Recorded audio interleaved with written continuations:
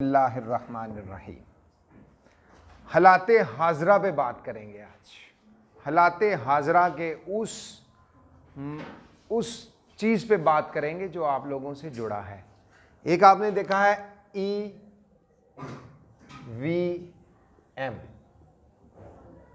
Electronic voting machine.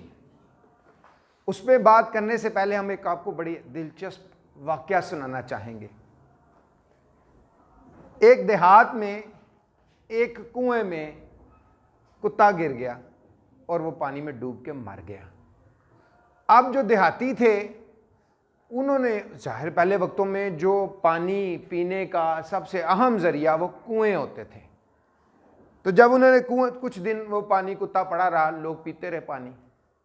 जब कुत्ता थोड़ा सा वो पानी की रिएक्शन की वजह से उसकी खाल जो है वो पानी के अंदर डिज़ोल्व होना शुरू हो गई, तो वो फूल कर गलना शुरू हो गया। अब वो पानी में बदबू आनी शुरू हो गई। तो देहाती जो थे वो इस बात को लेकर उस देहात की मस्जिद में इमाम साहब के पास पहुंच गए। क्या इमाम साहब, पानी बदबूदार हो गया है, कोई दुआ शुआ करो कि वो पानी साफ हो जाए। तो ये मौलवी साहब इस बात को समझते थे। उन्होंने इनको कहा, भाई इसमें कोई परेशानी वाली बात नहीं है, आप जाएं और 60 डोल पानी के निकाल दें, पानी साफ हो जाएगा। देहातियों ने क्या किया, वो गए और उन्होंने वो 60 डोल पानी के निकाल लिए। अब उन्होंने निकाल लिए तो वो बड़े खुश कि हमारा तो काम हो गया, अब तो पानी बड़ा लजीज होगा। कि उन्होंने पानी निकाला। अब वो घर पानी ले गए, जब पीने लगे तो फिर बदबू आनी शुरू हो गई। बड़े परेशान हुए, चहमगोइयाँ शुरू हो गई। मौलवी साहब की अहलियत पे क्वेश्चन मार्क बन गए कि मौलवी साहब को क्या पता है, और मौलवी साहब के खिलाफ बातें शुरू हो गई। पूरा गांव मौलवी साहब की अहलियत के हवाले से सवालात उठाना शुरू हो गया। बात फैलते फैलते मौलवी साहब तक पहुंच गई। मौलवी साहब ने उन साहिबान को कहा, मेरी बात तो सुने। तो जब मौलवी साहब ने उनसे बात की तो उन्होंने कहा कि आपने किया क्या था। तो उन्होंने कहा, जी हमने किया ये था कि आपने कहा जी 60 डोल पानी के निकाल दें, पानी साफ हो जाएगा, बदबू खत्म हो जाएगी। हमने वो 60 डोल पानी के निकाले और उसके बाद पानी पिया तो बदबूदार था। मौलवी साहब ने कहा, कुत्ता निकाला है बाहर। तो देहातियों ने कहा, आपने कहा ही नहीं था कि हमने कुत्ते को निकालना है। तो लिहाजा मौलवी साहब ने कहा, 60 डोल के साथ पहले कुत्ते को निकालो, फिर 60 डोल पानी निकालो और फिर पानी पाक हो जाएगा। उन्होंने ऐसा किया और हो गया। ये वाकया सुनाने का मकसद यही है, आपके मुल्क में, पाकिस्तान में, इंतखाबात के नाम पर क्या होता है। ये इलेक्ट्रॉनिक वोटिंग मशीन है, इसका चर्चा आज है। और गुज़श्ता दिनों में कौमी असम्बली में एक बिल भी पास हुआ, और आज पंजाब असम्बली के जरिए जो बल्दियाती इलेक्शन है करार दे दिया, मैंडेटरी करार दे दिया गया कि इलेक्ट्रॉनिक वोटिंग मशीन पे हम ये करेंगे। हम इसको समझने से पहले एक बात से समझ लेते हैं कि वही बात कि पाकिस्तान की इंतहाबी सियासत में, हुकूमत में, जो पाकिस्तान के शहरियों के लिए, जो पाकिस्तान की रियासत है वो पाकिस्तान के शहरियों के लिए, उनके लिए अमन, सुकून, खुशहाली, तरक्की के लिए है। लेकिन ये तो निज़ाम ही उल्ट पुल्ट हो गया ना। अब इलेक्ट्रॉनिक वोटिंग मशीन हमारे हमसाया भारत ने 1980 में शुरू किया था। बतदरीज 1904 तक ये 1902 में इन्होंने इसकी सारी टेस्टिंग मुकम्मल कर दी थी, और मुकम्मल 1902 जो 4 के इंतखाबात उसमें मुकम्मल तौर पर इन्होंने राइज किया था इसको, जो 2 के इंतखाबात थे हिंदुस्तान के। इसके अलावा दुनिया में ब्राज़ील ने भी इस पे काम किया, उसने भी इसके बड़े टेस्ट किए, 90s टेस्ट किए इस मशीन पे। बाकी जो जर्मनी था, बेल्जियम था, इन लोगों ने इस मशीन को जो है इस्तेमाल करने से इनकार कर दिया। उसकी वजह थी उनके इलाके, अमेरिका में भी इस्तेमाल हो रही है और उधर भी हो रही है।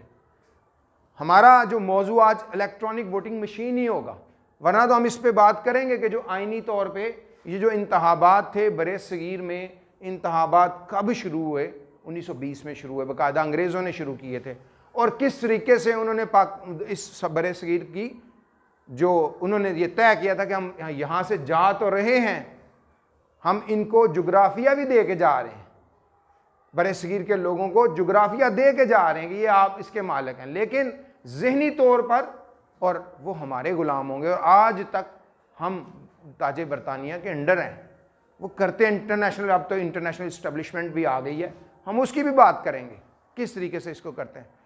तो अज़ीज़ तलबा, पाकिस्तान में जो पहले इंतखाबात, बाकायदा इंतखाबात का आगाज़ 1970 में जनरल मोहम्मद याहिया खान की सरकर्दमी में हुआ था। उस वक्त क्या था, उस वक्त जो हमारी ब्यूरोक्रेसी थी वो डोमिनेंट थी, क्योंकि जो डिप्टी कमिश्नरों का निज़ाम था, इसको भी हम आपको समझाएंगे इंशाअल्लाह कि ये आपके सबक में आपके लिए बहुत ज़रूरी है। मुतालिया पाकिस्तान में तहरीक पाकिस्तान तो हम पढ़ेंगे, लेकिन उसके साथ हम इन निज़ामों को भी पढ़ने की कोशिश करेंगे ताकि हमें अपने इस निज़ाम के हवाले से चीज़ों का पता चल जाए कि कैसे ये कमिश्नरी निज़ाम अंग्रेज़ ने राइज किया और कितना इफेक्टिव है ये डिप्टी कमिश्नर का ये निज़ाम, और आज तक तब्दील ही नहीं कर सके। कितने लायक लोग पैदा हुए हैं यहाँ पे सब कॉन्टिनेंट में, लेकिन अंग्रेज़ का दिया हुआ निज़ाम, Anglo Saxon laws, Pakistan penal code या इंडियन पीनल कोड, फौजदारी कानून, दीवानी कानून आज तक वही हैं जो गोरों ने दिए हैं। डिप्टी कमिश्नरी निज़ाम भी वही, हम निज़ाम ही नहीं बदल सके, अपने मुताबिक कर ही नहीं सके। तो 1970 में इंतखाबात का आगाज़ हुआ, तो ज़िला सतह पर, ज़िलाई सतह पर जो डिप्टी कमिश्नर था उसके पास बेशुमार इख्तियारात थे, आज भी हैं, क्योंकि डिप्टी कमिश्नर होता है, उसके नीचे असिस्टेंट कमिश्नर्स होते हैं, उसके नीचे तहसीलदार होते हैं, और तहसीलदार के साथ सुप्रिटेंडेंट जो एसपी होता था, सुप्रिटेंडेंट पुलिस और डिप्टी सुप्रिटेंडेंट पुलिस और मुतलका थानों के एसएचओ साहबान के ज़रिए से इस पूरे निज़ाम को कैप्चर किया जाता था इसके ऊपर। तो 1970 की दहाई में जब इलेक्शन होते थे तो ज़िला सतह पे एक छोटा सा दफ्तर बना दिया जाता था। उस दफ्तर के अंदर जो ज़िलाई इलेक्शन ऑफिसर होता था, उसका काम होता था कि वोटर लिस्टों को मेंटेन करना। सबसे पहले धांधली का तरीका ही यहाँ से, वोटर लिस्टों पे उसको अंदराज करना। उस वक्त हमारे मुल्क में 21 साल उम्र थी, आज तो 18 साल हो गई है ना, 21 साल थी। तो शनाख्ती कार्ड के ज़रिए से वोटर लिस्टें बनती थी, और ऐसे होता था कि इलेक्शन कमीशन का अमला इलेक्शन के दिनों में ही आता था और वोटर लिस्टर और सारे इंतखाबी प्रोसेस स्टार्ट होता था। उसके साथ इन्होंने एक नया काम शुरू कर दिया, जो जब ये 71 के बाद जब ये पाकिस्तान की तारीख का कहते हैं सबसे शफाफ इलेक्शन हुआ, और इसी इलेक्शन की वजह से पाकिस्तान दो टुकड़े हो गया। मशरकी पाकिस्तान बांग्लादेश बन गया, मगरबी पाकिस्तान मौजूदा पाकिस्तान है। और भुट्टो ये कहता था ये नया पाकिस्तान है। अल्लाह रहम करे, जुल्फ़िकार अली भुट्टो भी नया पाकिस्तान का नारा लेके आया था, वो तो तख्तादार पे चढ़ गया था। आज 2018 में जो तब्दीली के नाम पे, नए पाकिस्तान के नाम पे नए लोग आए हैं, अल्लाह ही खैर करे कि इनका अंजाम क्या होगा। बहरहाल जो खाएंगे गाजरें पेट उन्हीं का ही दर्द होगा। तो इंतखाबात का जो निज़ाम था उसमें फिर डिस्ट्रिक्ट अदलिया को, सेशन जजों को भी शामिल कर लिया गया। उस वक्तों में जो सिविल इंतज़ामिया थी, ये इलेक्शन को किस तरह चोरी करते थे। ये जो इलेक्शन चोरी करते थे वह इंतखाबी फरिश्तों में बड़ी गड़बड़ कर लेते थे, नए बंदे इंदराज कर लेते थे, चूँकि सब मैनुअल सिस्टम था। और बड़ी मज़े की बात यह है कि इतनी वोटर लिस्टें होती थी, जो वोटर लिस्टें बन जाती थी वो बेचारी बोरियों में बंद करके फेंक देते थे कि इतनी अलमारियाँ ही नहीं होती थी, इतना सामान ही नहीं होता था कि उनको फाइलों में बंद करके रख सके। मैनुअल सिस्टम था, और कई दफ़ा इंतखाबात से पहले भी नई नई लिस्टें आ जाती थी।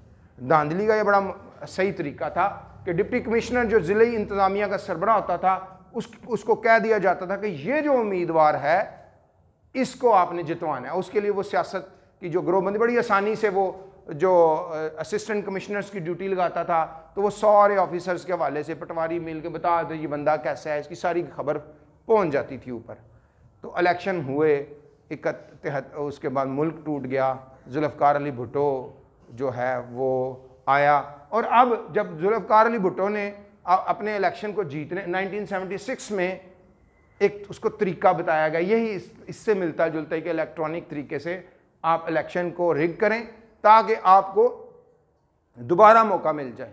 लेकिन हुआ ये कि वो 4 हलकों के ऊपर जो धांधली का नारा लगा और जो पाकिस्तान डेमोक्रेटिक अलायंस था उनकी जो वो थी वो एजिटेशन की वजह से जो नफाज मुस्तफ़ा के निज़ाम के तहत चल पड़ी और फिर भुट्टो को जाना पड़ा और फांसी हो गई, चलते रहे। फिर जनाब जनरल मोहम्मद ज़ियाउल हक साहब ने इस मुल्क पे जो मार्शल लॉ आयत नाफिज किया। तो उसके बाद जो इंतहाबी थे उसमें गैर जमाती इंतहाबात हुए, मोहम्मद खान जुने जो वज़ीर आज़म पाकिस्तान बने उनसे नहीं चली। अब हुआ ये कि इस सारे इलेक्शन प्रोसेस को देख रहे थे सिविल ब्यूरोक्रेसी और जुडिशरी अदलिया बतौर अंडर सेशन जज के। हम इसमें एक और बात आपको बता दें कि इंतहाबात जब होते थे तो उस दौरान पोलिंग की जो पोलिंग जो स्टेशन होता था उसका भी बड़ा खूबसूरती से ऐसी जगह चुनाव किया जाता था कि जो मुखालिफ उम्मीदवार है उस जिसको जितवाना होता था उसके लिए फेवरेबल चीज़ें की जाती थी। मसलन कि अगर जो मुखालिफ उम्मीदवार है उसका कोई मुखालिफिन, चूँकि सारा निज़ाम डिप्टी कमिश्नर पटवारियों के ज़रिए से, पुलिस के SHOs के ज़रिए से हासिल हो जाता था, तो क्या किया जाता था, उसका चुनाव किया जाता था कि ये पोलिंग स्टेशन इस मखसूस जगह पे हो, या पोलिंग वाले डे जिस दिन को लगता था कि जो मुखालिफ उम्मीदवार है, सिविल जो इंतज़ामिया है उसके मुखालिफ उम्मीदवार है, तो वो करते क्या थे, वो ये करते थे कि उस इलेक्शन पे अपने बंदे भेज के गड़बड़ करा देते थे ताकि वहाँ पे पोलिंग का अमल रुक जाए।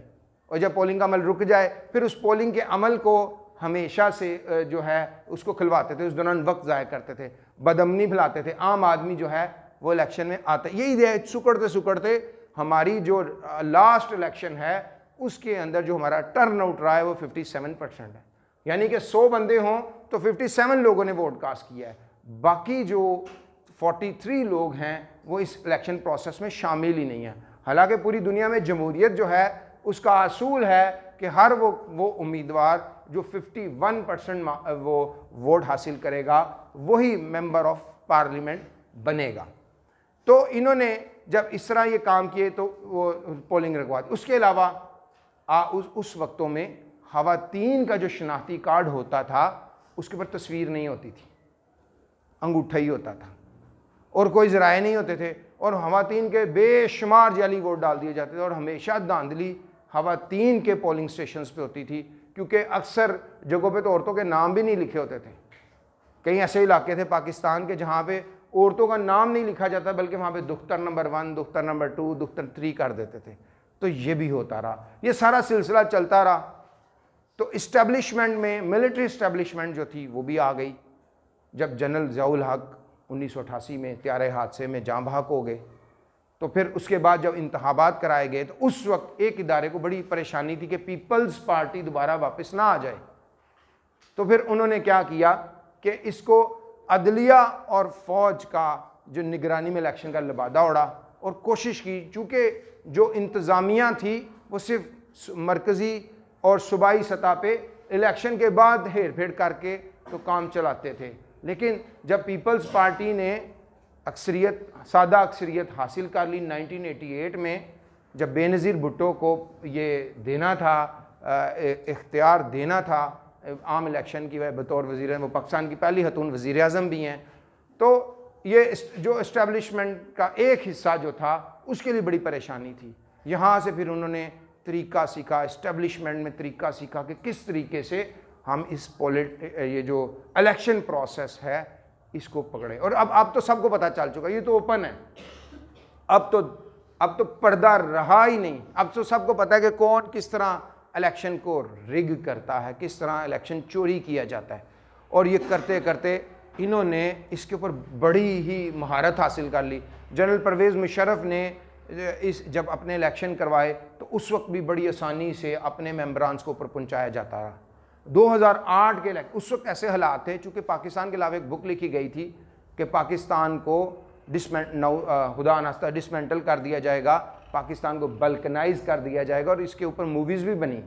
किताब एक ब्लैक डॉग के नाम पे एक बुक लिखी गई जिसके बताया गया कि पाकिस्तान में ये हालात बनेंगे।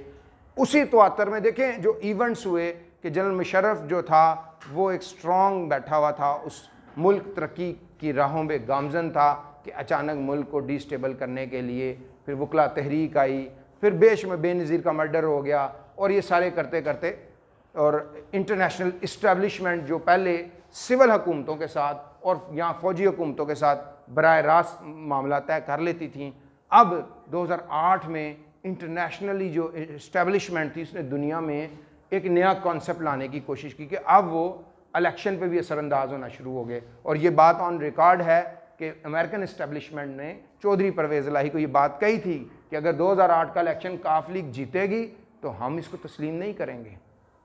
इसी वजह से फिर जो आसफ अली जरदारी ने जब पाकिस्तान खप्पे का नारा लगाया तो आसफ अली जरदारी को मौका दिया गया कि आप इलेक्शन 2008 का जीतें, और उस तरह ये तो थी हमारी इंतहाबी